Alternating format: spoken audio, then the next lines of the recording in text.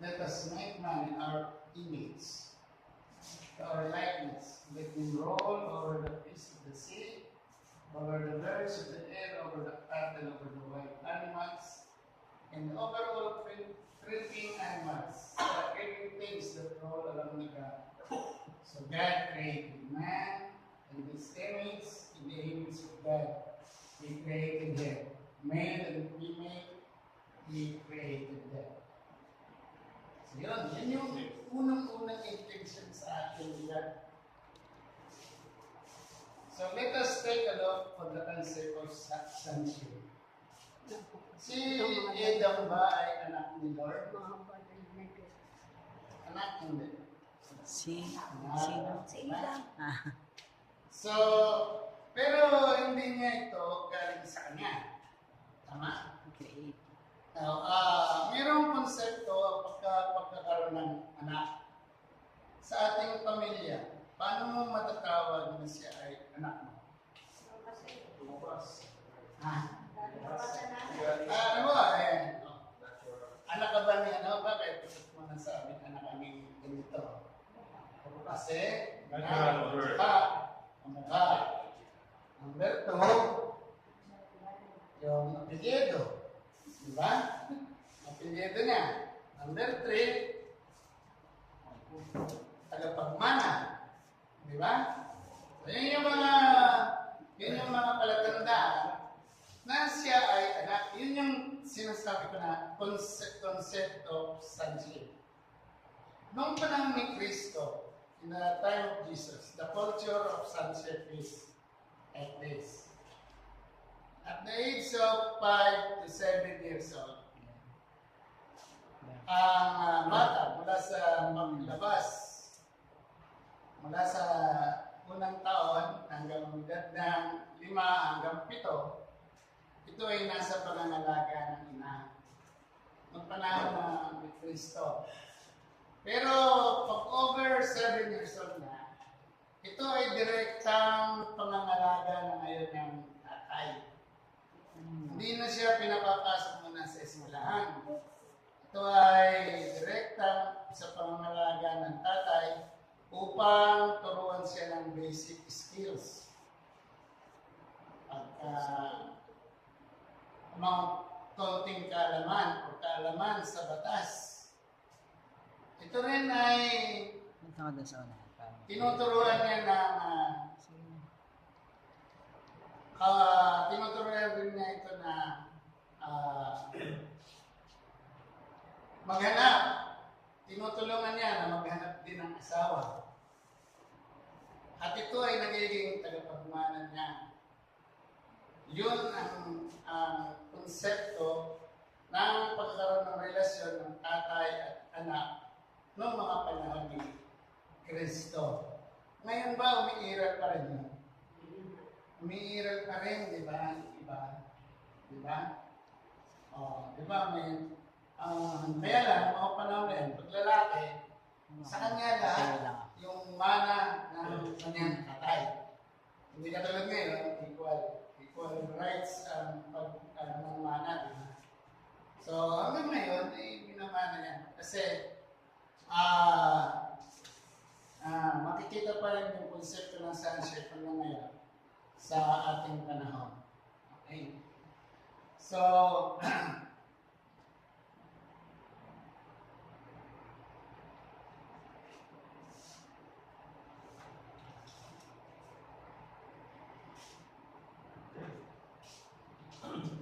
sa konsepto ni sonship ni Adan. Si Adan ay anak ng Diyos pero hindi sa biological descent. Hindi sa kanya nang galing mismo. Alam naman natin ang kwento na, di ba? Tinulma sa lupa, tinipan, at nabuhay. Di ba? Yun ang naging ano kay Adan. Pero sa Diyos ay may relasyon kay Adan. Kahit hindi niya ito sa kanya mismo ang galing, may relasyon ito kay Adan. Bakit? Kasi nga, doon sa konsepto ng sa konsepto ng pagkakaroon ng anak, relasyon ng anak sa tatay, makikita rin yun kay Adan, di ba? Una, naging kamukha niya ito. Kung babalikan natin yung una, di ba? Pag binalikan natin yung unang verse, let us make man in our image. Siya ganyan.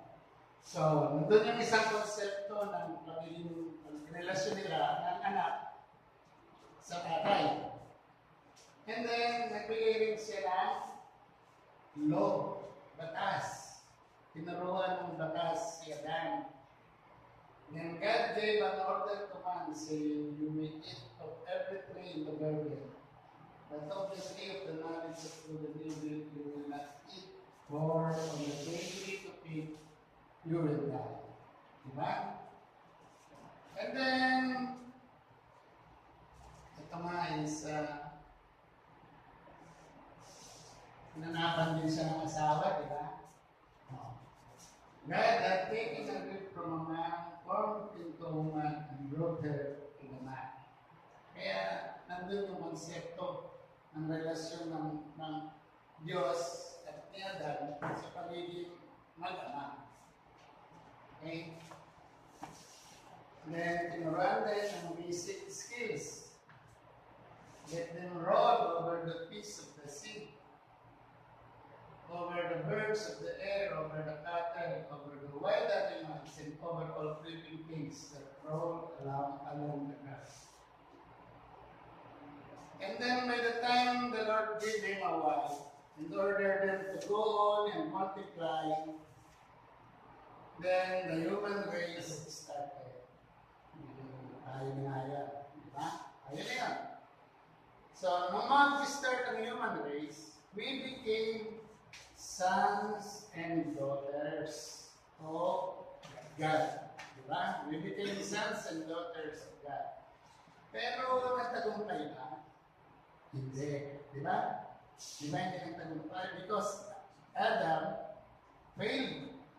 Nagkasala siya, diba? Kaya yung relationship ng sonship is being forfeited by Adam and Eve. Hindi nila natupad yung nawala yung karugtong ng pagkakaroon ng tunay na sonship. Kasi ang karugtong niyan ay maging tagapagmana, di ba? So dahil nagkaroon ng kasalanan, matindi kasalanan, inaboy si Adan, at hindi na siya naging tagapagmana ng kingdom ng God. So nawala yun. Diba? Kaya naman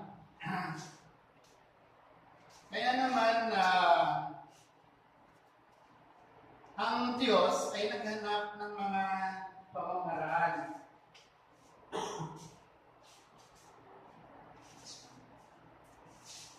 Mula kay Adan hanggang kay Moses, let rain among them, but there is life for those who receive the grace in the gift of true righteousness through the person Jesus Christ. So, walang nagtagumpay. Lahat sila ay bumagsak sa paningin ng Diyos.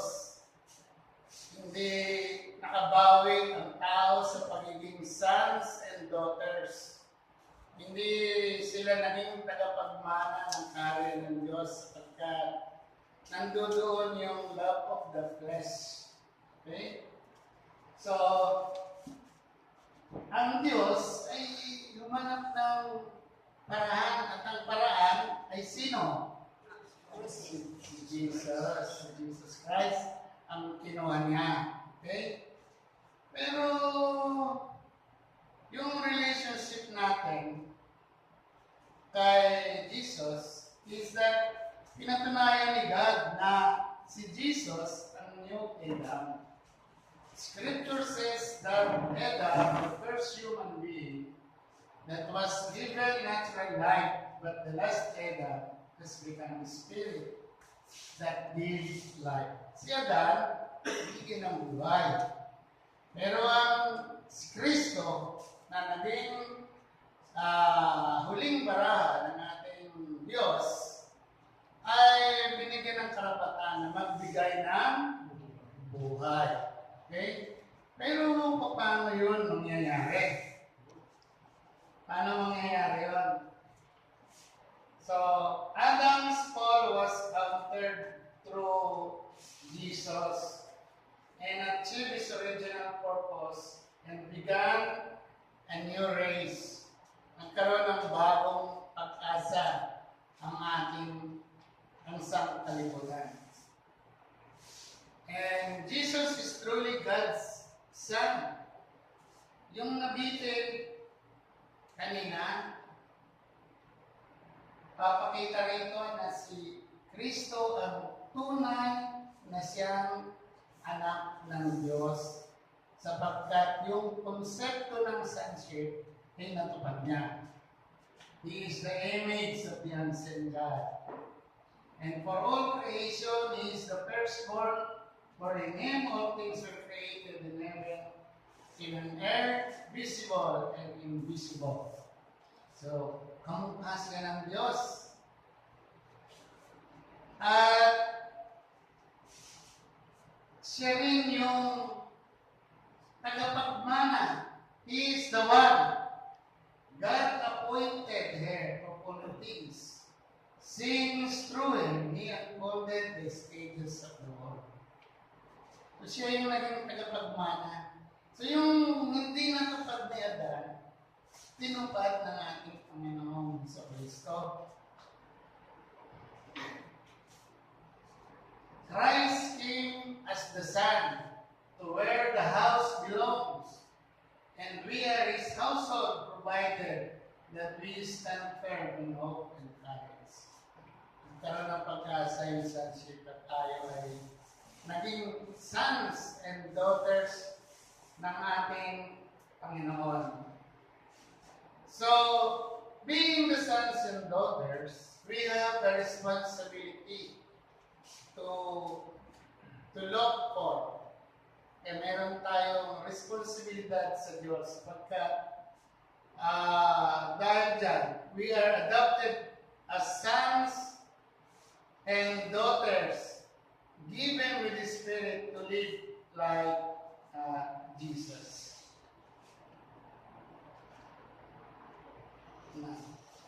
Now in Christ, sabi sa Galatians, Jesus, all of you are sons and daughter of God through faith. So nabuhay din, naging sons and daughter ulit tayo. All of you who are given to Christ through baptism have put on Christ. And God is still unhappy. Hanggang ngayon, hindi siya maligaya. Bakit? Dahil continuation yung mga kinano. Kasi, sabi niya, my children, I still suffer the pains of childhood until Christ is found in them. Sabi niya. Hindi pa rin siya maligaya. Hanggat hindi ko nakikita sa inyo ang image ng aking anak, ay hindi ako magiging maligaya. So, kailangan natin mag-grow at mamuhay at maging kamukha ni Kristo. Pero paano kaya? Do not lie to one another. Yun daw yung gagawin natin. So, do not lie to one another. Put on the new which is being renewed. Put on compassion, kindness, humility, meekness, and patience. Bear with one another, and dare to forgive wherever there is an occasion to do so. So, yung ilan na ito na magawa natin yan, magiging kamukha natin sa Diyos. Pagka nagawa natin ito, mahirap, di ba? Kaya. Kaya ba? Yes. Kaya yan. Okay? Pero may ganito pa yan. Love your neighbor and do not do good to your enemy. But I tell you, love your enemy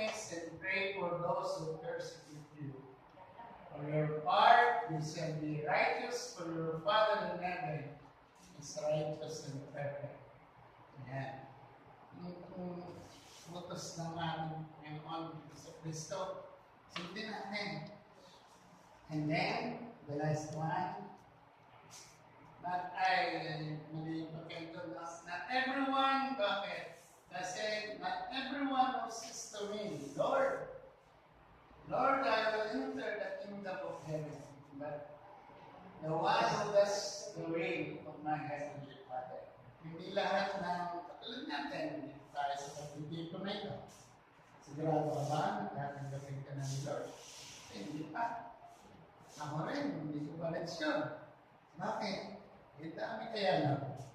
Meron pa rin tayo mga hindi nagagawa doon. Ang dami. So, kaya simulan natin. Katulad ngayon, mga teachings na ganito, dapat talagay natin. Katulad nga, may yung iba, yung pinarinig yung ganitong tuturo. Sayang naman. Ano? Kasi ito ay hindi galing sa akin, ito ay galing kay Lord. Nagsasalita rin si Lord ginagamit natin. At maswerte kayo kasi kayo yung mga pinadala ni Lord na marami yung tinawag, pero kayo lang yung natin. Diba? Okay. So,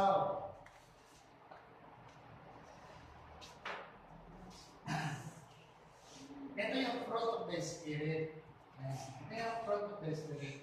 At ito naman yung isang bawal. Palagi natin pinupuntahan. You will know what comes from the flesh. Mortality, impurity, and shamelessness, idol worship and magic, hatred, jealousy, violence, anger, ambition, division, and factions. Yan. Yan lahat ng yan ay pag ginagawa natin, hindi natin nagiging ahawig ng Diyos. Lalong lumalayo ang ating kaanyuan sa Diyos. Kapag gumagawa tayo ng matulad ng mga nakikita natin dyan sa ating harapan. Ang gusto ng Diyos, ito ang gawin natin. But the fruit of the Spirit is charity, joy and peace, patience and understanding of others, kindness and fidelity, gentleness and self-control. For such things, there is no law or punishment. So, ito yung fruit of the Spirit. Yan. Pag nagawa natin ito, magiging kahawig natin ang Diyos. Sabi nga, tayo ay anak ng Diyos. Kung ikaw ay anak ng iyong ama, kakamukhang siya.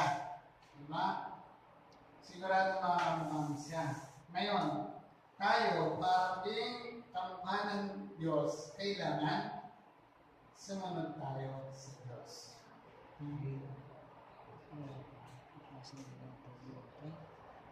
Sabi mo kay Papa, bilan ng tubig si Tito Ray.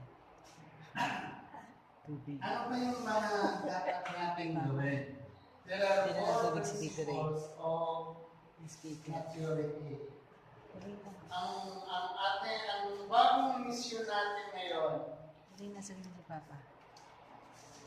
ang bagong mission natin ngayon sa Office of Christ is to grow in maturity. Yols.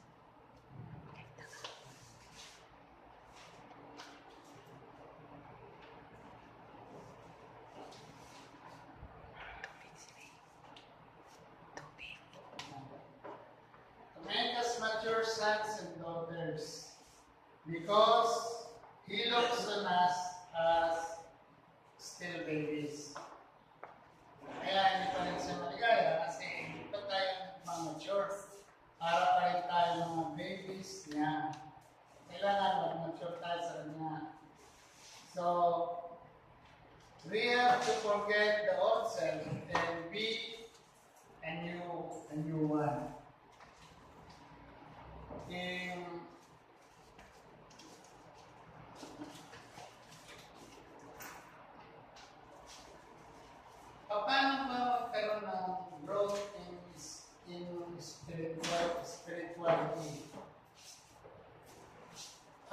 to have the growth in spirituality is not a display of charismatic activities.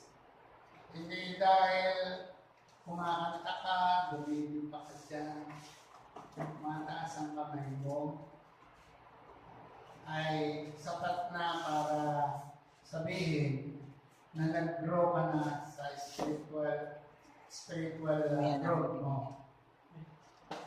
Ang spiritual maturity ay, ibig sabihin nito ay, kung ang character traits ni Christ ay nasa iyo na. At ang buhay mo ay conform to the image of Jesus. At kung ang iyong mga kasamahan ay nakikita na kamukha mo na si Jesus. Tingnan mo nga yung katabi mo kung ano ba niya. Sila na ako hindi pa. Hindi pa. Pero si Bro yata para kamukha yata si Bro. Ako hindi pa. Hindi ba? Magagal malapit na.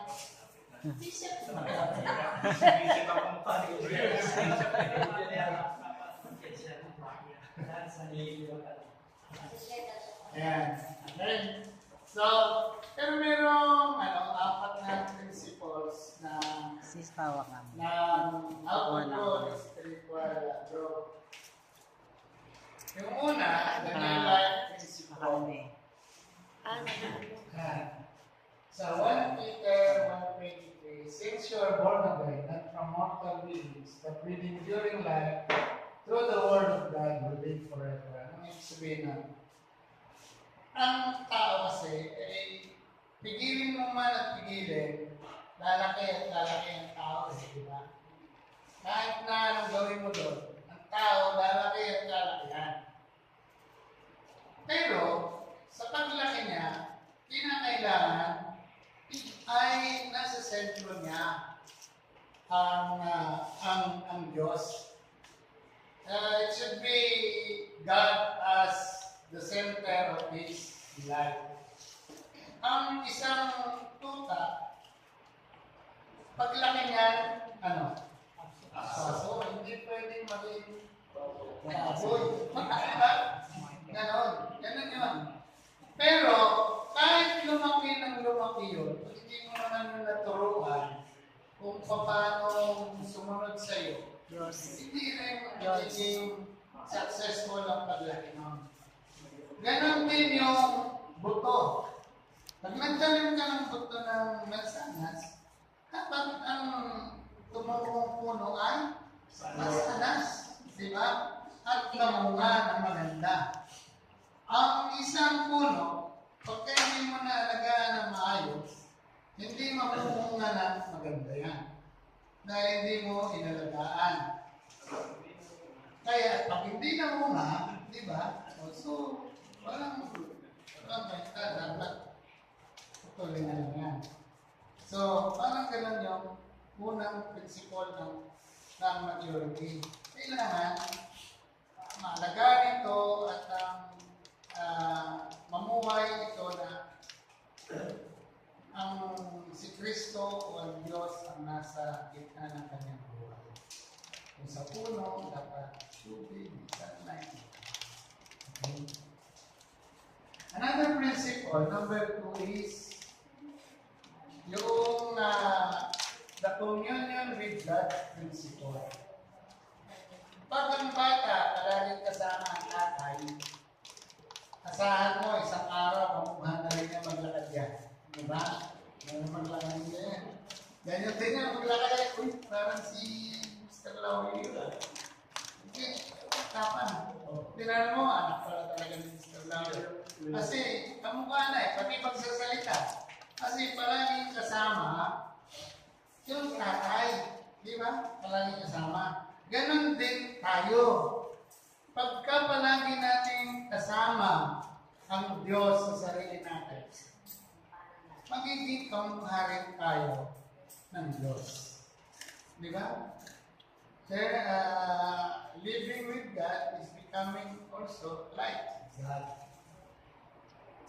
Another principle is the imitation principle. Yan. Imitation principle. Imitation principle, hindi ito yung nagpapapako sa krus, ha? Mga mali tayo na ginagaya ko si Kristo kasi nagpapapako ako sa krus. Hindi yun. Kung hindi, yung pagmamahal na binibigay ng Diyos sa tao. Dapat gayahin natin yun. Yung pagmamahal na yun, para maging kamukha tayo ng Diyos. Yun yung tatlong principle, the imitation principle. Father, that's example. Therefore, as clear, dearly loved children and walk in the way of love. Jesus Christ loved us and gave himself up for us as a fragrant offering and sacrifice to God. So, imitation principle. And then the last one is the discipline principle. The discipline principle, minsan sinusubukan tayo ng Diyos eh. Kasi gusto niya na matuto tayo at tinitrain tayo. Binibigyan tayo ng mga problema, lalo na pagka napapalapit na tayo sa Kanya, susubukan at susubukan pa rin tayo. Mawawala talaga yung minsan gusto mo nang mawala yung faith mo sa Kanya. Pero dahil sa training at nasanay ka na, mapapalapit ka na sa Diyos at magiging ang ways mo, parang ways na rin ni Jesus Christ. Si Jesus Christ, yung ways niya, kaya nandito pa niya ang God, yung image ng God na Jesus Christ. Kaya nakita ninyo, kahit na ayaw na hirap na si Jesus Christ, di ba? Anong sabi niya? Why did you abandon me? Salita. Nanginginig siya kung nagdarisal sa Getsemani. Bakit kailangan mo yan sa kanya? Pero, dahil siya ay mabuting anak ng Diyos, ay sinunod niya ang gustuhan ng Diyos para sa kabubuti ng nakatao. Kaya tayo minsan nakakaranas tayo ng mga problema, pero lahat yun may purpose. At pangalawa, yun ay at the bottom line ay ma-realize natin na masya, meron tayong mga natulungan tao na meron dahil sa pangyayari yun ay meron nagkaroon ng pag-asa, although meron din nalungkot, pero mas marami ang buhay ng pag-asa. Tulad ng mga nangyayari yan, mga Yolanda na yan. Diba? Kasi tatanong, nangyari yun. Parang pinarasaan niya ito kayo na. Pero ganun talaga, minsan may mga paglilinis o kung sa gano'n ay matuto ang tao sa kanyang mga pagkakamali. So, sabi nga doon, my son, pay attention when the Lord corrects you. And do not be discouraged when He punishes you. But the Lord corrects those He loves and chastises everyone He accepts as His son. So, yung mga problema na yun, preparation lang yun na tayo ay mahal ng Diyos. Lalo na pag nalampasan natin yung mga problema na yun. Yung pag-lagi natin sinasabi, pamungkol na ako, well, good. Dahil nalampasan mo yung problema na binigay sa iyo ng Diyos. Diba? So, kasi, mahal ka niya talaga. Walang pasubali na ikaw ay kanyang anak. Kaya niya ginagawa yun para rin sa ipititin mo. Kung minsan nga, diba, yung mga ibang magulang na ayaw mag-correct ng mga anak, isa ng mga anak lumalaking sa bahay. Lumalaking pasaway, hindi mo na makontrol, lalo na kung malaking isa. So, huwag tayo matawag na kinokorek tayo ni Lord dahil may mga simpleng paalala lang sa atin. At dito naman sa community nito, sabi nga ni Lord, kung hindi man siya yung mag-correct, ang nagko-correct ay yung mga nasa paligid natin. Yan anak. Mga taong mas mataas sa atin, mga taong yung kinoconsider natin na leader dito sa Corpus of Christ. Kaya dito sa Corpus of Christ, meron dito mga corrections at tinatawag. Katulad niyan, halimbawa, pagkat dito, yung simpleng pag-attend sa PFO, kailangan talaga ito napapagsabihan ng konti yung ating mga kasamahan na mga hindi nakaka-attend ng household, PFO, ng mga activities ng ating Corpus for Christ, activities, mga ganyan. Kailangan siguro na mapagsabihan, ma-pray, kasi para rin yun sa training niya para mapalapit siya ng gusto sa ating Panginoon Diyos. All correction is painful. Painful forever, wala. Hindi sinabi painful forever.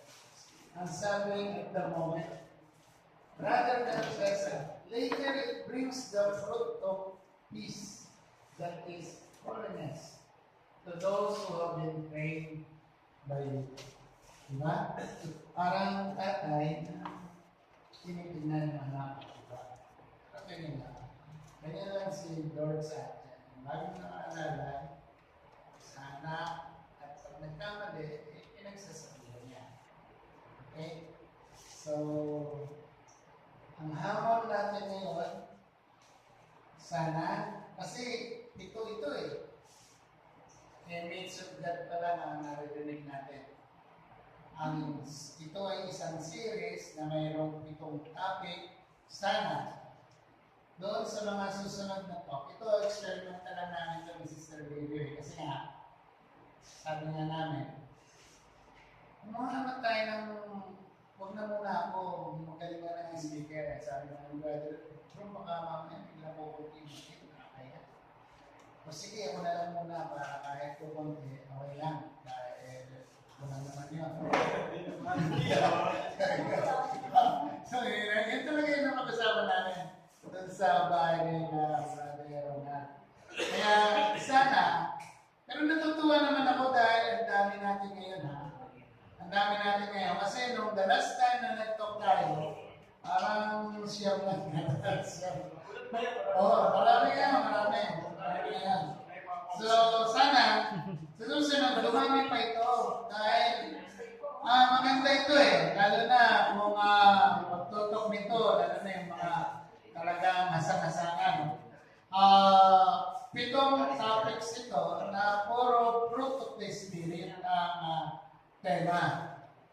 Naman saan, yung pinapangako ng module, yung module, pinapangako niya, na pag natapos daw natin yun, magiging tayo, magkakaroon tayo ng maturity sa ating pamumuhay bilang isang Kristiyano. So, sana, pagtawag ulit ng PFO, bukod sa inyo, magsama pa kayo ng isa para mas dumami ang makarinig ng mga salita ng Diyos. For this, brothers and sisters, thank you very much.